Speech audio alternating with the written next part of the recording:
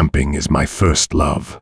That's why, after exams back in 2016, I packed my bags, grabbed Bear, my loyal golden retriever, and drove my RV to a remote campground in northern Minnesota for an escape from city life. It was deep into the off-season, and the gentle breeze and quietness were exactly what I needed. Or so I thought. I drove slowly, savoring the weather and solitude. By the time Bear and I reached the site, the sun was setting, casting a golden glow through the pine trees. It was a beautiful scene I couldn't resist. I was entirely on my own, just me and Bear. After enjoying the entire sunset, I set up my tent, started a small fire, and sat back to relish the evening. Bear, as usual, curled up by my feet, his soft snores mingling with the crackle of the firewood. The night stretched on peacefully until I started to feel tired. I doused the fire, climbed into the tent, and zipped it up. Bear snuggled close, his warm body a comfort against the chilly night. I drifted into a deep slumber, feeling like I had nothing to worry about. But then, a strange noise jolted me awake. I sat up, noticing a faint sound growing louder with every passing second. My heart began pounding in my chest. I checked my phone, 2:13 a.m. As my senses sharpened, I realized the hum was the sound of an engine. I froze, listening intently, trying to understand who would come here at this hour. Creeping thoughts of danger started clouding my mind, and fear crippled me.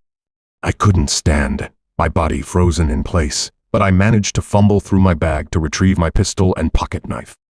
Peeking through the small opening in my tent, I saw headlights cutting through the darkness. A rusty old truck pulled up and parked just a few feet from my campsite. Two men got out, their shadows elongated by the beams of their headlights. One popped the hood of the truck while the other stood off to the side, lighting a cigarette. Bear stirred beside me, letting out a soft growl. I hushed him quickly, my heart pounding in my ears. I told myself it could be innocent, a truck breaking down and needing repairs. But deep inside, I knew something was off. The unease settled heavily in my gut, feeding my fear. The men began fiddling with the truck, but it didn't take long for things to change. One of them pulled out a bottle, taking a long swig before handing it to the other. Then came the laughter, sharp and loud, echoing unnervingly in the silent woods. The smell of cigarettes, or maybe weed, wafted through the night air, even reaching my tent. I stayed frozen, barely daring to breathe. Their voices carried across the clearing. Most of it was indistinct, but I caught snippets, something about crazy people camping alone out here. Then, louder, one of them said, "Bet she wouldn't know what to do if we said hello." My stomach churned. Were they talking about me? How did they know I was here?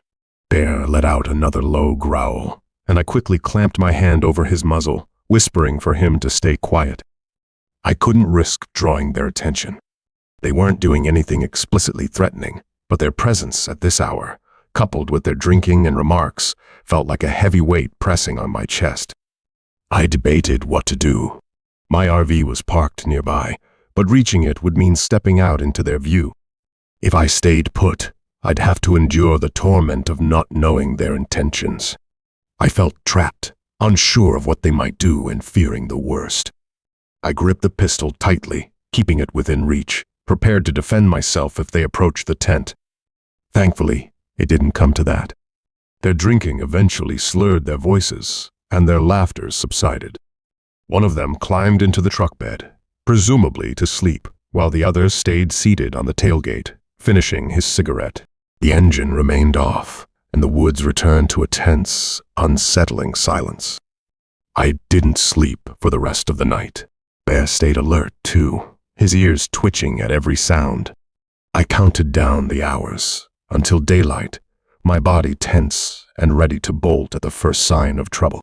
When the sky finally began to lighten, I carefully packed up my gear, trying to make as little noise as possible. I didn't dare start a fire or even eat breakfast. The men were still there, the truck unmoving. With Bear by my side, I slipped into my RV, my hands trembling as I turned the key in the ignition. The engine roared to life, startling one of the men awake. He looked up groggily but didn't make a move. I didn't wait to see what they might do. My tires crunched over the gravel as I drove away, the truck and the men shrinking in my rearview mirror. By the time I reached the nearest town, the adrenaline was wearing off, replaced by deep exhaustion and the unsettling realization of how close I'd felt to danger. They hadn't done anything to me, not physically, but the fear they instilled lingered for days, even weeks. That camping trip was supposed to be a testament to my independence, a chance to find peace in nature. Instead, it turned into a nightmare. I've camped many times since then, but never alone. Solo camping is no longer an option for me, not after that night. I stopped camping in Minnesota after October 4, 2023.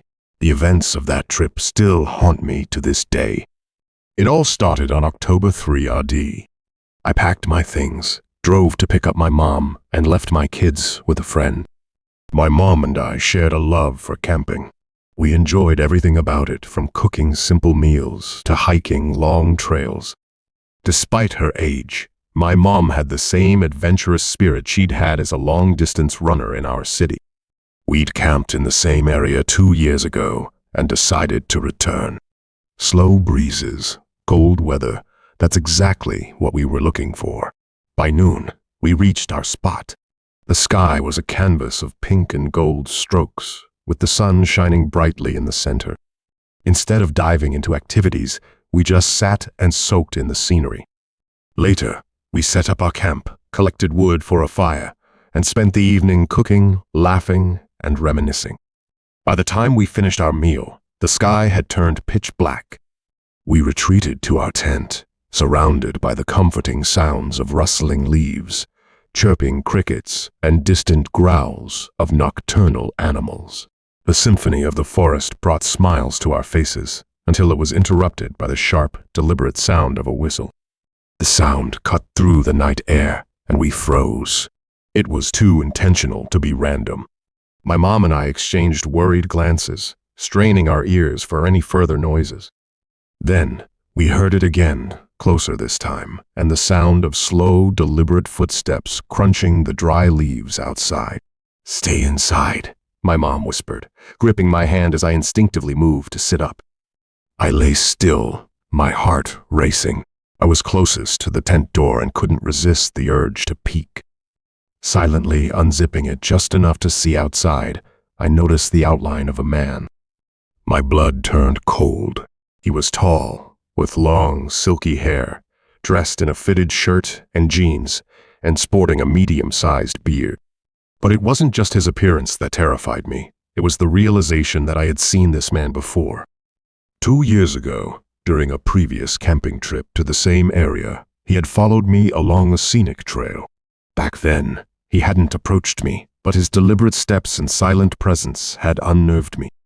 My mom and I had moved our campsite closer to other campers to feel safe. Now, here he was again, at night, circling our tent. There were no other campers nearby this time, no one to call for help. "Mom," I whispered. "What is it?" she asked, panic creeping into her tone. "It's the same man we saw 2 years ago," I said, barely able to speak through my fear. Her eyes widened, and she immediately asked, "Where's your phone?" "We need to call the police." I quickly pulled out my pocket knife and phone, handing her the latter. She dialed the number with steady hands, refusing to let fear overtake her. "Hello, we're camping in Minnesota, and there's a man near our tent. He's acting suspicious and circling us. We saw him 2 years ago in the same area. Please, send help," she explained in one breath, her voice trembling but firm. The footsteps grew louder, circling the tent. The man whistled again, a sound that was both eerily cheerful and terrifying. I peeked outside again, watching as he scanned the tent with an unreadable expression. He was trying to figure out what was inside, and every second of his presence felt like an eternity. Summoning my courage, I grabbed my gun from the tent. I didn't want to use it, but I needed him to know we were not defenseless. Holding it firmly, I met my mom's eyes and signaled for her to stay calm. The sight of the weapons seemed to do the trick. The man hesitated, then turned and darted into the woods. His shadow disappeared into the darkness, leaving us shaken but relieved.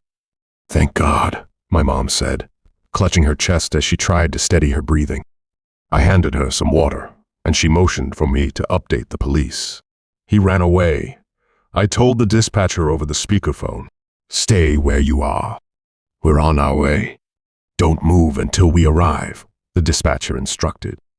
We waited in tense silence, unable to close our eyes or even breathe properly. When the police arrived, we rushed to open the tent and told them everything. "Thank you for contacting us quickly," one officer said. "We'll search the woods for him now." Minutes felt like hours as we waited. Finally, the officers returned, shaking their heads. "We couldn't find him," one of them said. Another officer added, "We recommend you leave immediately. We'll escort you to a nearby campsite with other campers for safety. In the morning, you should head home." We packed up in record time, following the officers to a safer location. The next morning, we left for home, still shaken by the ordeal. That night haunted us for months. The man's whistles and footsteps replayed in my mind, and the sight of him standing outside our tent became a recurring nightmare. Although my mom and I continued camping after that, we never returned to that area and never camped alone again. Some experiences leave a mark too deep to forget.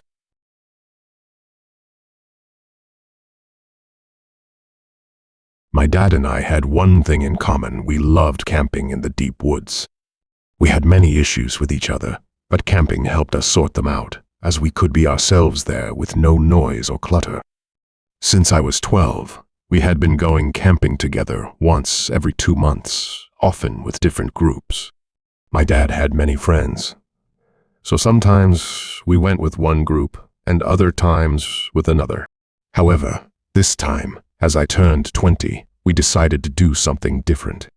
To celebrate my birthday, we planned a solo camping trip on a remote island in Royal National Park, Michigan. Excited at the prospect of rain during our adventure, we packed our gear and set off, unaware of the horrifying night that lay ahead. As we had hoped, the day began with steady rain, which made the forest look greener but also grayer. We found it enchanting. My dad, ever the optimist, threw on his rain jacket and laughed, saying rain just makes the forest come alive. For a while, we sat there, enjoying the scenery. Later, we grabbed a few essentials: wallet, phone, gun, and compass, and set out for a hike through misty trails. After crossing miles of forest, we reached a lake where we sat playing with the water for a while. Dad shared a story about his first crush, and I couldn't help but marvel at how much he had changed since those days. As the sun began to dip below the horizon, it was still raining, though lightly, providing a soothing backdrop as we prepared a modest meal of beans and rice over our portable stove. After dinner, my dad seemed energized. "Let's take a quick walk nearby," he suggested. I knew what he wanted, and since I was just as restless, I agreed. Grabbing the flashlight, we stepped out into the dim light of the evening. After walking near our campsite for a bit, my dad, as usual, got more adventurous. "Let's head into the woods," he said. "Sure," I replied, pulling out the map and compass. We veered left and entered the denser part of the forest. The damp earth squelched under our boots as we wandered, talking about everything from my college classes to his memories of camping trips when he was my age. It was peaceful, the kind of tranquility you can only find in a place as remote as this. An hour or two later, we returned to our campsite, but the peace was gone. The scene that greeted us stopped us in our tracks. Our belongings, bags, utensils, and even the cooler was scattered haphazardly around the site. The tent was partially unzipped, its contents appearing as though they had been rummaged through. An animal? I asked, though even as I spoke, I knew it didn't seem right. No, my dad replied, his voice tense. An animal wouldn't scatter things like this. And look. He pointed to a set of footprints in the wet dirt near the tent. They were unmistakably human, leading away from the campsite and deeper into the woods. My stomach dropped. Stay here, my dad said firmly, pulling out his pocket knife. No way, I protested, grabbing the flashlight. I'm coming with you. We followed the footprints slowly, the beam of the flashlight cutting through the darkness. The deeper we went, the harder it was to see.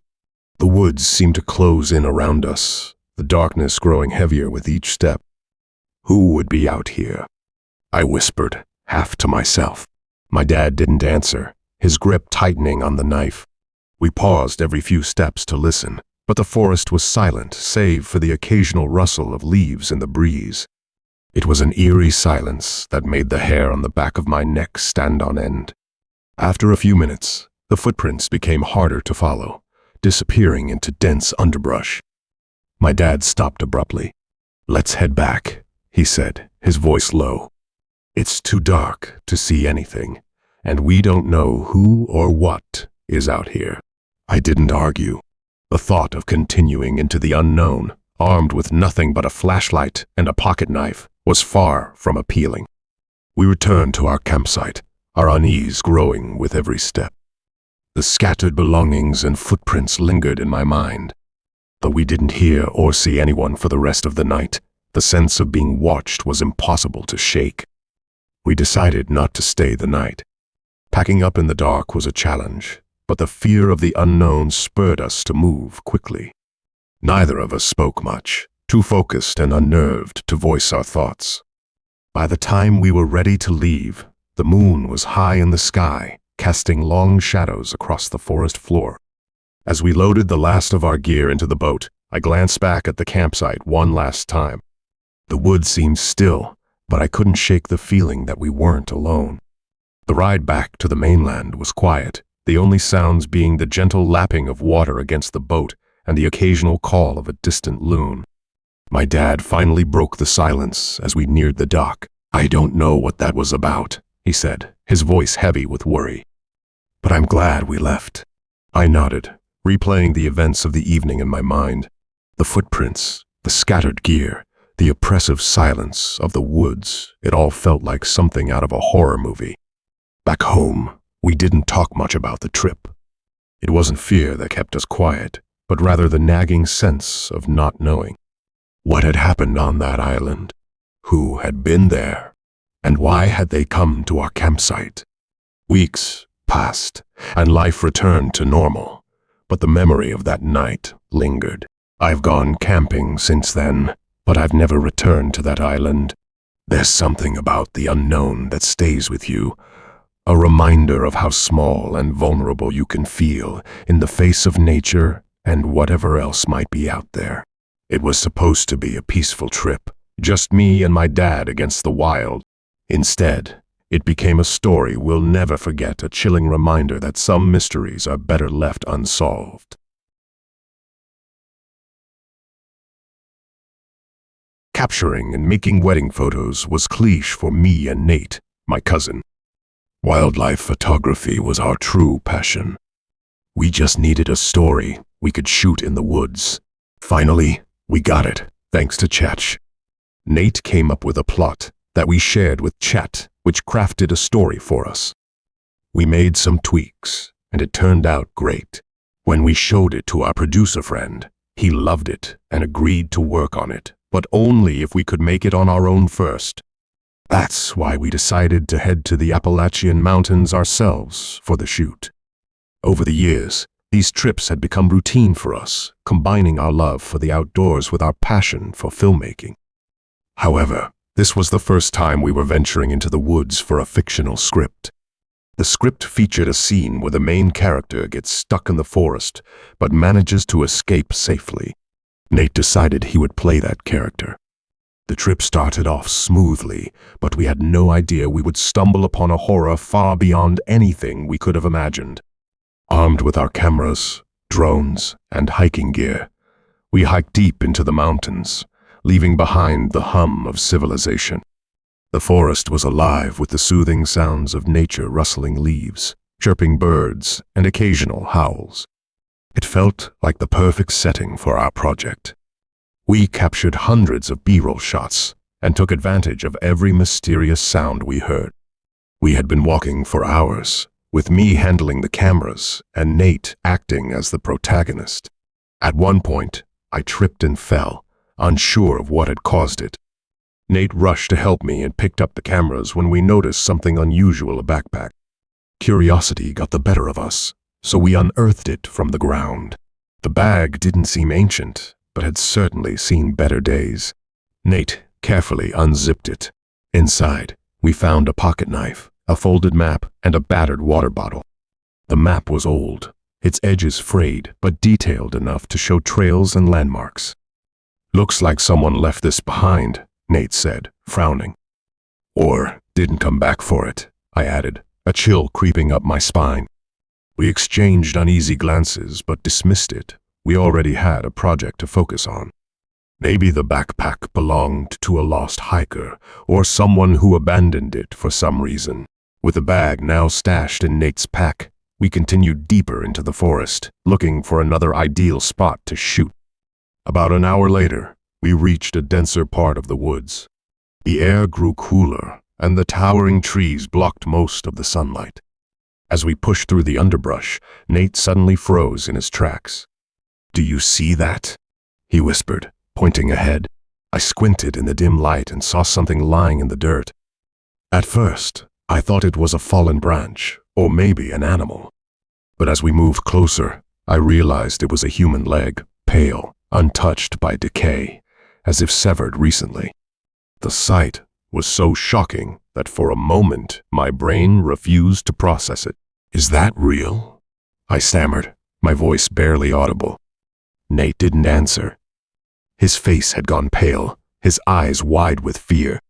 My heart raced as I stared at the leg.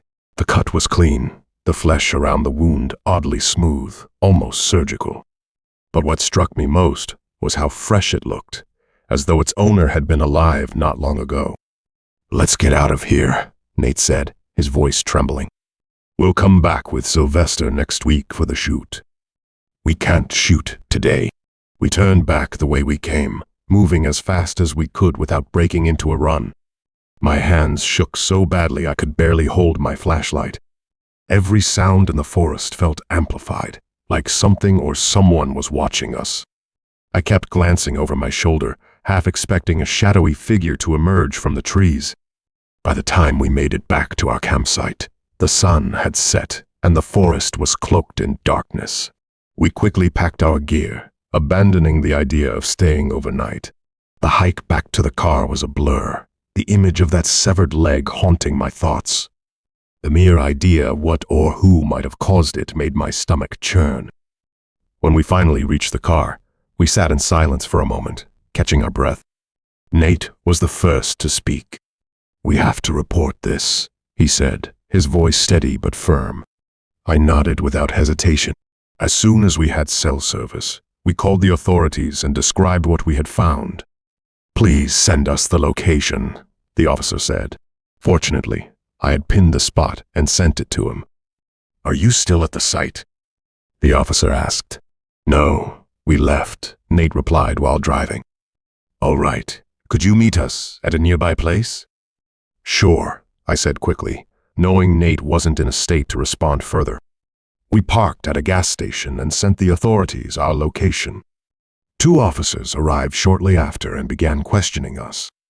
I explained everything while Nate sat in silence, still visibly shaken. We returned to the site with the officers, showed them the leg, and then headed back to the gas station. Finally, we went home, though neither of us could sleep that night. Nate couldn't function for a week. 2 weeks later, the police contacted me. "The rest of the body is still missing," the officer said. "It seems to be a wildlife attack. My team believes a large predator, like a bear or mountain lion, is responsible." I nodded, but the clean cut of the leg didn't sit right with me. It felt deliberate, almost human. To this day, I can't shake the feeling that there's more to the story. The backpack, the map, the untouched leg, they all feel like pieces of a puzzle we were never meant to solve.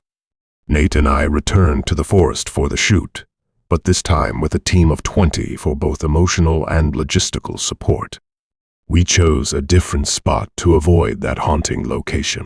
After a month, all the shots were done, and I began the editing phase. Nate avoided the footage altogether. He couldn't bear to relive the memory. Now, the edit is complete, and our producer friend has granted us funding for marketing and release. So, wish us luck and pray for its success. Sarah and I had just booked a cabin in the Allegheny National Forest in Pennsylvania to escape the chaos of city life and spend some quality time together.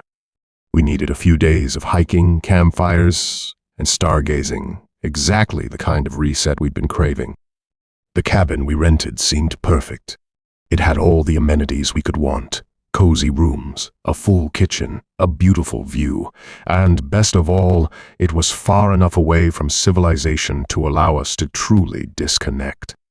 The owner had warned us about the lack of cell phone service, but that was actually a selling point. We wanted to unwind, not check emails or scroll through social media. When we arrived, everything was as advertised. The cabin was just like the photos, surrounded by towering pines, nestled near the forest. We unloaded our bags, set up our little weekend home, and made ourselves comfortable. Our first day was relaxing. We spent hours hiking the nearby trails, breathing in the fresh mountain air and taking photos of the breathtaking views of the forest stretching out below us. We didn't need much else, just each other and the raw beauty of nature. That evening, after a long day of exploring, we cooked a simple dinner on the small stove and settled in for the night. We lit a fire, and its gentle crackle was soothing. Everything felt perfect for a while. We ate dinner, talked about our plans for the next day, and then climbed into bed. The night was quiet, so peaceful that I almost forgot about the absence of our phones or the lack of digital distractions. I woke up sometime later, moonlight spilling through the small window above our bed. I wasn't sure why I woke up, but it felt like I'd heard a faint whistle. It was so soft, I thought I might have imagined it. Then I heard another sound, scratching, like claws scraping against glass. I sat up, listening. At first, I wasn't scared, just trying to figure out if it was part of a dream or reality. The sound came again, louder this time. Scratching, scraping. My heart began to race. I turned toward Sarah, who was still sound asleep beside me. I shook her gently, trying to wake her without making too much noise. "Sarah," I whispered urgently, "do you hear that?" She stirred and opened her eyes. The sound grew louder, and she quickly realized it wasn't just the wind or a branch against the window. I could see the fear in her eyes as she nodded, her breath catching. "Lie down," she whispered. We did as she said, staying still and listening as our hearts beat faster with each passing second. Then we heard a loud whistle, one that made us squeeze our eyes shut. Just as suddenly as it started, it stopped. We looked at each other, then up, trying to make sense of it all. Suddenly, we heard the creak of the window. Gradually, a long, pale hand appeared at the edge of the glass, trying to push it open. It wasn't an animal, it was someone trying to get inside. I couldn't think clearly, but I remembered the campsite counselor who managed the cabins. "Call the counselor," I whispered to Sarah. She ran to the landline phone, which was connected to the main cabin, while I jumped out of bed and shouted, "Who's there?" The intruder froze for a moment before scrambling away. The hand disappeared into the darkness. Meanwhile, Sarah managed to call the counselor. I could hear her explaining everything. When she hung up, she nodded to me. "He's coming," she said, her voice trembling. Adrenaline surged through me as I grabbed my flashlight and rushed to the window. Outside, the night was eerily quiet. I shone the light around but saw nothing, just the empty woods.